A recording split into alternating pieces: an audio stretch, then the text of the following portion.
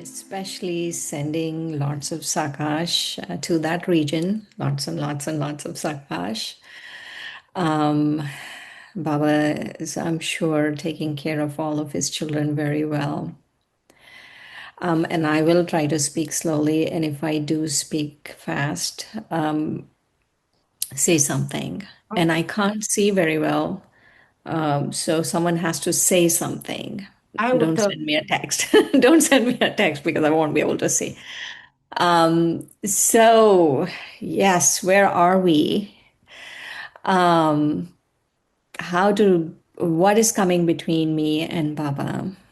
But before we go there, I want to share something with you all. So, I don't do any scrolling. I don't touch the screen, my phone or the computer till I really have to. Because I try to keep my mind very, very quiet. And because of that, the soul, I've realized, has a little bit of time on its hands. And recently, I've been doing this is on an aside. It does come into our talk, but I want to talk about this first. So I've been doing research on the new arms race. So the new arms race, which the old arms race, right? So the first arms race was nuclear, which power gets nuclear. There was this huge arms race. Then there was all these stealth bombers and automatic things and rifles and this and that, right? You know what the new arms race is? The new arms race is the ability, it's called autonomous missiles, and it could be drones also. Autonomous missiles, that means that, so let's say a drone is there or any missile is there, that it has a built-in artificial intelligence. And then all the artificial intelligence everywhere that are built in are talking to each other. And that even without a human involvement, this is very important, without a human involvement, that the drone can decide where the coordinates are, what happens, and decide to bomb, right? And that is what actually happened in Iran. So AI was used, and AI was used to okay, if a human being was going to do this, right? If a human being was going to do this, it would have taken a very long time, maybe weeks, right? A team of people. So historically, where the coordinates are for, let's say, the bunkers that the bombs were hidden in, and where are the it's and also people anecdotally told them, okay, this and this, and satellite imaging, all of that, right? So you need to put all of that together. You need to put all of that together. And so they took all of that and put it in AI, and some of these AI systems are very, very powerful. They were able to give coordinates, right, where they have to bomb. Were able to give coordinates like this. And so in the first 12 hours, 900 things were hit, right? 900. 900 targets were hit, like bunker busters and all of that. And it doesn't matter if Spain doesn't want, the US to fly over it because they are stealth bombers. Stealth bombers means you can't, the radar doesn't pick up. So it doesn't matter if Italy says, hey, I don't want US to fly my planes over. No one's listening. And so this is the new arms race. And the new arms race is not only, of course, United States, but China has a very powerful autonomous missile system. totally autonomous. That means no human interference. And Russia has very good ones. And so, what I've noticed with all of these is before I used to think, oh, when Baba said destruction will happen, I would be like, oh, yeah, yeah. I would think it, but it was not real, right? It was not real. Because what happens is now it's very real because of where this new arms race is going. So now okay, there's a new arms race. And the other thing that is very important to understand is the major nations in the world, right? The major nations in the world, we won't name names.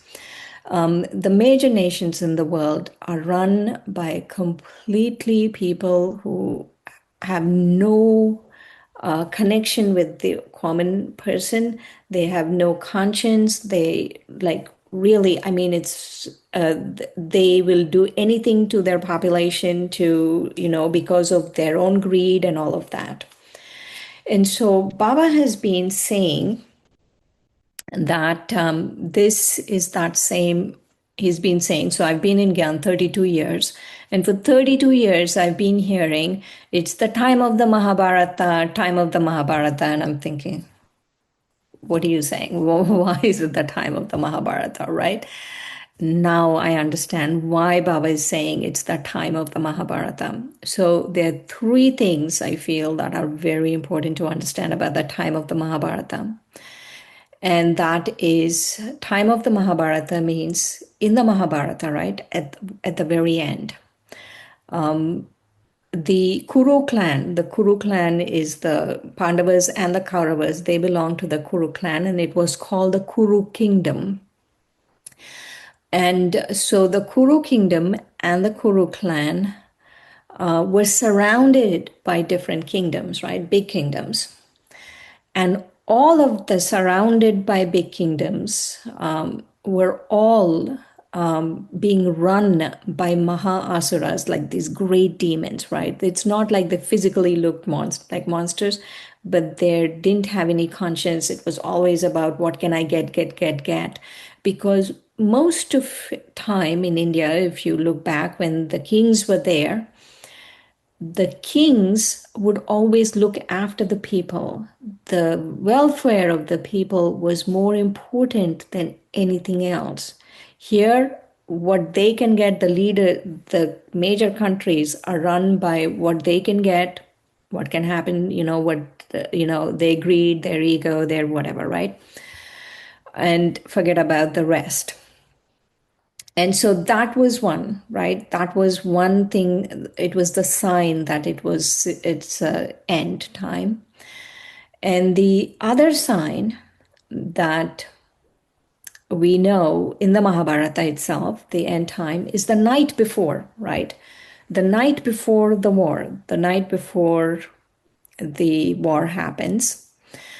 What happened was Krishna, and by then he reveals himself to both the Pandavas and the Kauravas. Krishna says, and he reveals himself as God incarnate. So now everyone knows he's God incarnate. It's not just my uncle, not just my friend, but God incarnate. And so Krishna goes to Duryodhana, the Kaurava, the main Kaurava. Krishna goes to Duryodhana and he says, I mean, the Kuru, like Duryodhana at that time, has thousands of villages. So he says to Duryodhana, you give Pandavas 5 villages, just 5 villages, and we will stop the war, right? And Duryodhana knows who Krishna is by then, and he says, no, you know, I'm not going to, this is rightfully mine, this is who, this is what I got, I'm not giving it. And so he doesn't accept, like, even the basic, like just 5 villages, he doesn't accept, right? And so now let's go back to the AI arms race. So anyway, Krishna goes back to Arjuna and the Pandavas and says, okay, the war cannot be prevented. We need to do the war, right? And now let's go back to the the AI arms race, the autonomous missiles, autonomous missiles. It doesn't really care which country, which person, because what happens with the autonomous missiles arms race is, let's say the nuclear arms race, it's much harder to replicate. The reason it's much harder to replicate is you need uranium, you need to enrich it, you need to do this and you need to do that, right? It's much harder for non-state actors. Non-state actors could be militia, terrorists, anyone, right? Whoever has a grievance, it's harder to replicate. But this arms race, right, is very easy to replicate. The drones are easy to replicate. The AI systems are easy to replicate. So very soon, from state actors, it's going to go into non-state actors, non-state people in the states, and then everyone is there. And so the so there was a debate recently at the UN that they shouldn't happen. The autonomous things should not happen. And that debate said, no, no. So the five countries did not sign, and one of the country was Russia, and one of the country was United States. And 3 months later, we see what's happening. And so that's when I realized that they are not willing to give in, right? Like just like Duryodhana, because the Duryodhanas of today, right, the Kauravas of today are not willing to give in even 1 inch. They want everything, and under all conditions, they want it. And it doesn't matter what happens. And so that is when I realized, oh my God, it is the same time of the Mahabharata. Before, for 32 years, I heard destruction is coming, and I thought, whatever. But now I feel it very urgently, very urgently. And so I feel that that is what Baba wants us to do, is feel the urgency of what he's telling us. Because in Sunday's Murli and the Sunday before and the Sunday before, right, in all the Avyat Murlis, at least I'm noticing it 3, 4 times. He will tell you times are delicate, anything can happen suddenly, all of this. And then in the Sakar Murlis, he tells us, the time of the Mahabharata, and this is the Gita, right? Whatever I'm sharing with you is the actual Gita. So one thing we need to understand about the actual the Gita, right? The Gita that was written in the Mahabharata, the most sacred text of the Hindus. The Gita that was written in the Mahabharata was spoken, actually. I need to correct myself. It was spoken. It was not spoken in a temple. It was not spoken, in a peace thing, in a small room, some, little, monk somewhere sitting and writing. It was not spoken. It was spoken on the battlefield. And that is something we need to understand, that everything Baba is telling us now, of course, it was for all the things that happened so far, right? For 32 years, it kept me going, the Murli and everything. But now, it is for this time now. Whatever Baba is telling us is for this time now. If the soul doesn't pay attention and understands the urgency of what is happening, we will miss out. And one way that we keep dismissing, even Baba said it in Sunday's Morley also, he said 2 minutes, right? 2 minutes. That you even waste 2 minutes, then you're wasting 2 hours. And sometimes he says 2 years. The Sunday before, he said 2 years. And so, 2 minutes is something we need to think about. Because let's say the one thing, right? Why? Okay, let's go back. Let me go back 1 minute. So it's been about 6 months where I completely stopped social media. I deleted all the apps, everything, right? Why did I do that? So I'm sitting in our meditation room in the center. I'm in the center right now. I'm sitting in the meditation room in our center, and it's a beautiful Baba's room, right? Beautiful Baba's room. And it's overlooking the lake. One whole wall is the lake, and you're sitting there, and the vibrations are wonderful, and all of that. And it was evening meditation, and I'm sitting there, and I cannot focus. Cannot focus. It's like everything is crawling, right? Like ants are crawling, and I'm like itching to get up and call someone, do something. I'm not able to focus. This was a few months ago, maybe 7, 8 months ago. So I'm not able to focus. And so, one thing I always do when I want to do something and I'm not able to do, it's called urge surfing.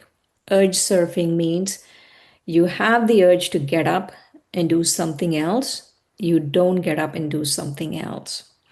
You surf it. You see it crest, you see it rising, you see it rising, and then you watch as a detached observer, you watch yourself as a detached observer, and then you see it fall, right? Because it will rise and it will fall. It's called urge surfing. Any urge, like you want to sit and do something and you don't want to do it, just urge surf. Don't force yourself, but watch it and it goes away, and then you're able to do what you're sitting down to do. So I did urge surfing and I was fine. The next day again, I'm not able to focus. Things are going, going, going, going, going, not able to focus. And so I'm like, what is happening, Baba? I've been with you for, 31 years, and I've been having yoga with you for so long, and why is this happening? And right around that time, I was also researching on social media platforms, right? And that's a very long talk. We won't talk about that, but I want to talk about one thing that I discovered about social media platforms. So, social media platforms, so right around that time, right, when I was not sitting in Baba's room, not able to meditate, I was doing what I thought was very innocent. I was scrolling and looking at octopus videos because I love octopuses. They're so intelligent, they are able to open,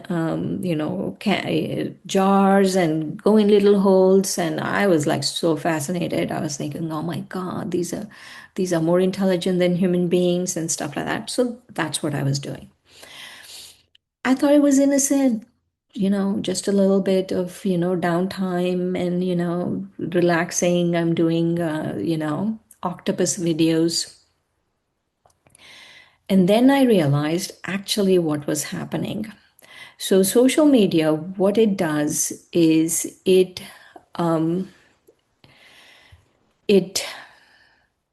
does something called variable reward scheduling. Variable reward scheduling means when you do a slot machine, right? In a casino, a slot machine, when do you think the dopamine hit happens? You would think the dopamine hit happens when you press the lever. No. Or when the cherries line up. No. Or when you get the money. No. The dopamine hit happens when you're not sure whether you're going to win or not win. That win or not win, that is when the dopamine hit happens, like the dopamine. And that is why they design in the casinos the slot machines, right? They don't have any windows because you need to be in a time warp, right? You need to keep pressing the lever. And so you have to be in the time warp, and they do that, right? Because you don't want reality. You want to keep pressing it. And they have been very disturbing, you could say, tests done on different things, or how what happens when you press the lever, like different research. We won't get into that research. And so, but what happens is that is the same system that is built into all of social media. So what happens is, so I'm looking for octopus videos. So I go into YouTube, look for octopus videos. And what happens is you cannot, you don't always get only octopus videos. You get something here, something there, some other thing, some climate change thing, this, that. And every 1 in 7 videos, it'll give you an octopus video, right? So if you went to YouTube and you only got octopus videos, what would you do? 10 minutes later, you would leave YouTube. But if you went into YouTube and got all of these things, what are you doing? 2 hours later, you're still in YouTube. Because for them, the amount of time you spend in the thing, in the platform, is most important. And so I realized what was happening, because just the variable reward scheduling is not the problem. What is the problem is that variable reward scheduling, right? That 10 videos talk about, climate change, talk about Israel, talk about Iran, talk about, something happening in the US and this and that, right? And before you know it, you're in there, you're getting upset, this is happening, all of that is happening. That, because the variable reward scheduling is what affects our buddhi. It actually shuts down, there has been research, it shuts down our ability to say no, our ability to stay still, our ability to stay focused. It shuts it down. And so that is why I realized that was what was going on, and why I wasn't able to remember Baba in the evening. Because I was consuming social media and I thought I was consuming innocent content. But even I've noticed, so I stopped, right? Totally stopped. Everything. I deleted all my apps and stopped. And what I noticed is that if I do this even for 5 minutes, then something in the buddhi is wanting that and not wanting Baba's remembrance. Even after 31 years of having yoga, that's what was going on with the soul. So imagine how the phone actually affects your relationship with Baba, because it does. It does. I don't think I'm the only one. I think that's true for everyone. And another thing I want to share right here is when,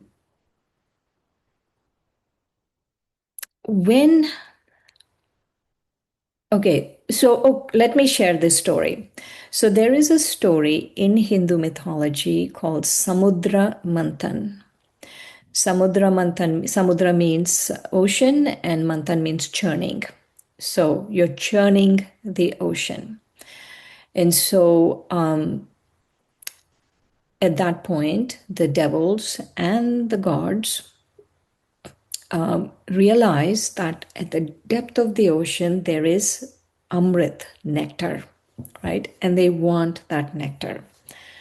So, bipartisan, they've decided, we'll both do it together. We churn the ocean, we get that nectar, right? And so, what happens is, what they did was at that point, they took a really big mountain and they took a very big serpent and they put the serpent around the mountain. And then one side gods, one side the devils held the serpent and they started churning, right? Started churning, started churning, started churning.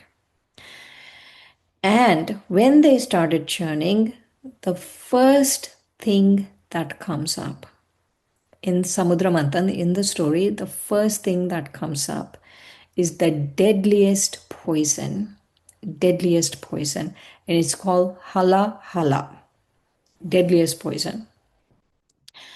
And both the gods and the devils are really shocked.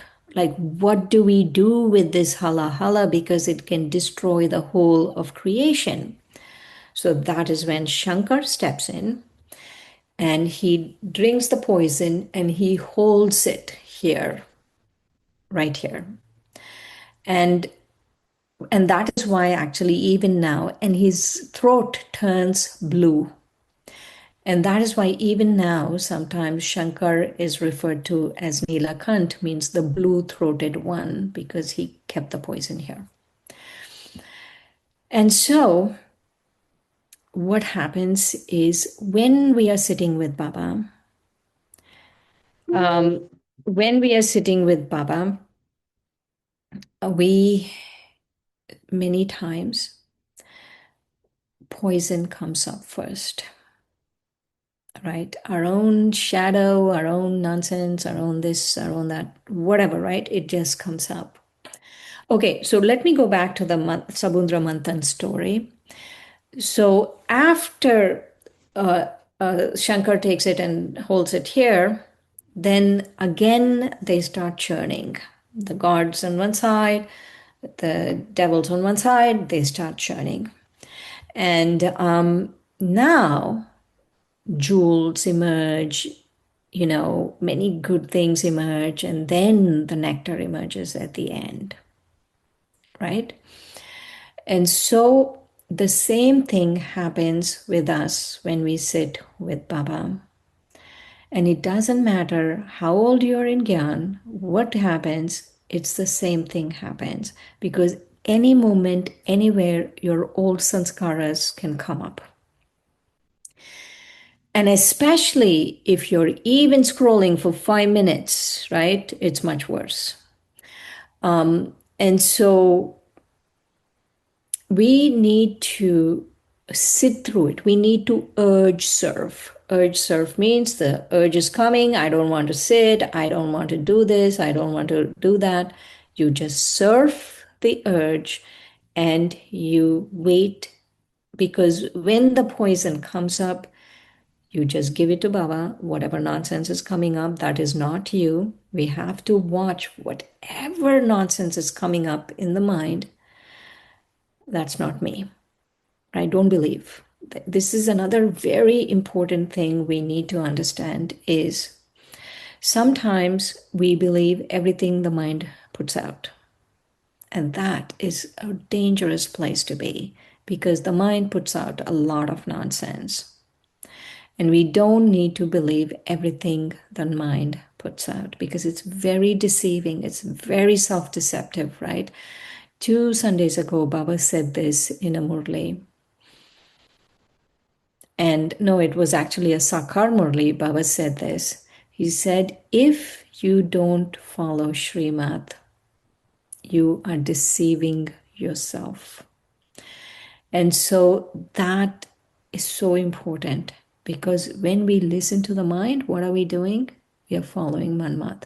First, you have to understand that the mind, whatever the mind is producing, you cannot take it seriously. You can only take it seriously if we align it with what's happening in the Murli. And so that's one of the reasons is we keep distant from Baba is, you know, the belief of whatever the mind is churning is true, right? We need to really understand that. And so we are sitting in yoga and we are connecting with Baba, and nonsense comes out many times, and that's okay, right? There's not a soul on this planet who doesn't have nonsense coming up, right? Even Dadi Kumarka had nonsense coming up, I'm sure, when she started. Of course, when we met her, she was very pure, and even Dadi Gulzar, when we met her, she was very pure. But to begin with, everyone has it. And the other thing that is very important to understand this relationship with Baba is you sit down, right? You sit down, and whatever comes up, you urge serve, you don't believe your nonsense of the mind, and you really connect with Baba. And eventually, that Amrit, right? That nectar, that that Baba, that connection, the soul connecting with Baba and the nectar that comes out will come out eventually. And so I nowadays, right? I mean, reliably, the nectar is coming, but there are times when the mind is going off, but I don't believe it. I just don't believe it. And the other thing today, Baba said, is I am here for you. Today is Sakar Murli. I'm here for you. Take everything from me, right? That's what he said. And I think it's very interesting. 2 days ago, was it 2 days ago? 2 days ago, Baba said, I am that kind of a shop where you have everything in the shop, right? Everything. Peace, love, happiness, naturally, Baba's shop, that I'm the only shopkeeper that has everything. And so the only equivalent we can think of is like Amazon, right? It has, Baba has his spiritual Amazon, and he has everything in his shop. And so last night, Moini Didi was sharing something. She was sharing, and it came up in the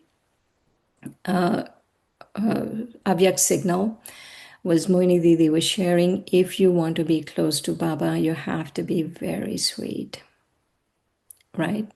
So I was equating that with what Baba was saying today. You want anything, you come to me and I'll give it to you, right? But if I go to Baba, so first I need to understand what Baba has, right? Baba has peace, Baba has love, Baba has courage, Baba has so many wonderful, wonderful things. But if I go to Baba complaining about myself, does Baba have anything for complaining about myself in the shop? No. If I go to Baba and say, that one did this and they need to change and they need to fix and they need to do this, does Baba have anything in that shop for that? No. So we get disappointed in the shopkeeper because we don't understand what Baba has in his shop. Because we are going to the shopkeeper for things he doesn't have, right? Nonsense about ourselves and nonsense about other people, all these waste thoughts. He doesn't have. He doesn't have. And so the most important thing I feel we need to understand right now is that Baba is here to fulfill my desire. Whatever those pure desires are, Baba is going to fulfill them. And I need to stay very neutral, not, oh, bad, bad, no, no, good, good, maybe someday it'll happen. No, not extremes. Very neutral to any poison that comes up, neutral, neutral, neutral.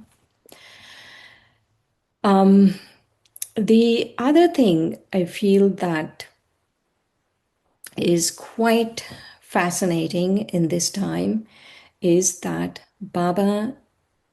everything that Baba is spoken to us, to the soul, has prepared us for this particular time in history.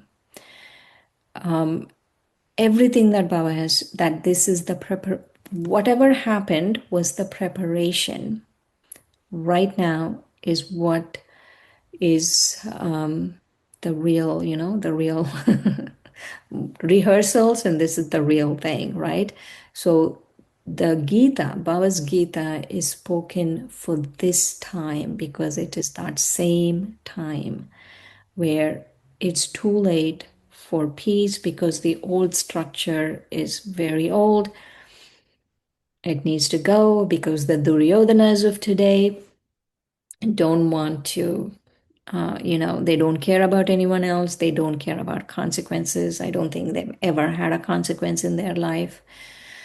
And so that is where we are at. Acha. So, Om Shanti. How are we doing with time? Can you say it? Urge surfing, urge surfing, Yes. Can you do urge that? surfing. Can you explain it deeper? Yes.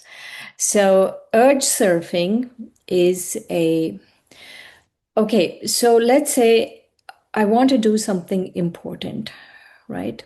Important, uh, it's really, I need to do it, right? Something I need to do, right? So let's say we have New Year's resolutions, right? We have many New Year's resolutions. I'll have 8 hours of yoga or whatever the equivalent of that is. Or even I'll exercise every day, right? So let's take something simple like I'll exercise every day. 8 hours of yoga is a very high destination. So let's take something as simple as exercise every day. It's good for you. We know it's good for you. Everyone knows it's good for them. But then after 2 weeks of going to the gym, why do I stop going?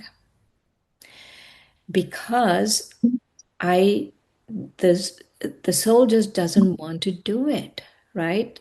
It's just doesn't want to do it. And so that is when you do something called urge surfing. Urge surfing is you think, oh, you think just one day I won't go, and 3 months later you haven't been to the gym at all. And so what happens is people think that feeling of I don't want to do it is going to last forever. Actually, it doesn't last forever. It only lasts, this is research. So, research is showing that it only lasts for 12 minutes. So, the fact that I don't want to do lasts for 12 minutes. And even in the 12 minutes, it rises, the feeling rises, rises, rises, and then it falls down. And so, our success as a yogi, our success as a yogi is to do, you have to surf the urge. You don't give in to the urge. You don't say, I don't want to do it, so I'm not going to do it. You watch as a detached observer how you're not wanting to do it, not wanting to do it, and keep doing it, keep doing it, keep doing it. And you come back down. And that is called urge surfing. So let's take this example of going to the gym, right? 2 weeks later, I don't want to go to the gym. And so you can actually even put a timer and say that I'm going to put a timer for 10 minutes. and I will just go to the gym for 10 minutes, right? And when you're there for 10 minutes, and then if I don't feel like it, I will come home, but I will do this. And so, because you're not giving in to the urge, you're surfing the urge. And then once you're there, then you can, you realize that you really like being here, right? And so that's what is urge surfing. And that goes for yoga, that goes for everything we need to do. So let's say tomorrow, Amrit Vela, I'm really tired. The story this mind wants to tell you is, hey, you're tired, don't listen, don't go to sleep, you have a long day ahead, whatever is was going on. So you have that, right? And just tell yourself, I will get up and go to Baba's room for 10 minutes, 12 minutes. 12 minutes is the thing, but even if you can sit for 10 minutes, that's fine. For 10, 12 minutes. And if I don't like it, I will get up, but let me go sit with Baba for 12 minutes. And 12 minutes later, you will not have that feeling because you've surfed the urge, right? The urge goes away because people think I'll always have that feeling. No, you don't always have that feeling. Very nice explanation. Thank you. There is a question. How is the mind doing without social media now? Can you tell more and about concentration? Oh, my experience, Yeah, it's like night and day, angels, night and day. Because what happened was I did not realize how much I was giving up, right? We have all invested our lives, right? Each one of us. Is there anyone here who didn't invest our lives in Baba's Gyan, our spiritual life? Is there anyone here? We all have invested our lives in this. And can you imagine that you've invested your whole life and there's some little gadget coming along and taking it away? That's not okay. Anyway, initially, right? Okay, there's a lot of research I did on what they're doing to you, what they're doing to your head. So I didn't want to. I felt this is my pride. As Baba's child, it is my pride. I'm not going to give into that manipulation. So initially, whenever thoughts came up, I just said, it's my pride. I am not giving into that manipulation. I'm Baba's child. It's my pure pride. I'm not giving into that manipulation. And then as time went on, the focus, the amount of work the soul can do, everything, and most importantly, there are many times in the day I can feel that Baba is using the soul as an instrument because that's why we are here. We are here so that Baba can use us as instruments, right? And if we are busy involved in social media, how is Baba using us as instruments? And that is that feeling because of not only the concentration and the it feels clean inside, fresh, right?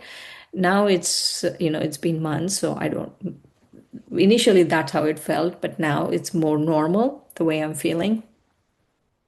I'm used to the feeling, but that I feel is the what would you call the benefit of not doing it is the feeling that Baba is using the soul as an instrument.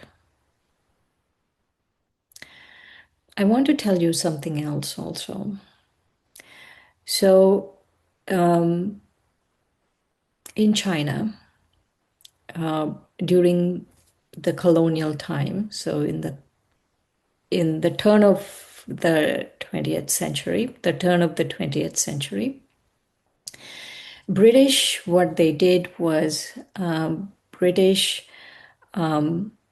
would export export opium and into China, and totally made the whole population very much dependent on opium, right? They were totally drugged out.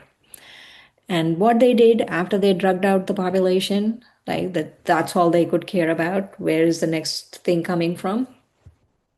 Next opium hit coming from? And what they did was this was how they took out the tea and the silver and the precious metals and everything out of China, right? That's what they did. And the Chinese government at that time tried to say, no, we don't want this. But the British said, no, it's free trade. And also they were colonized the whole planet, so no one could say anything. We, and they said it was free trade and they're going to do it. You know what's happening now?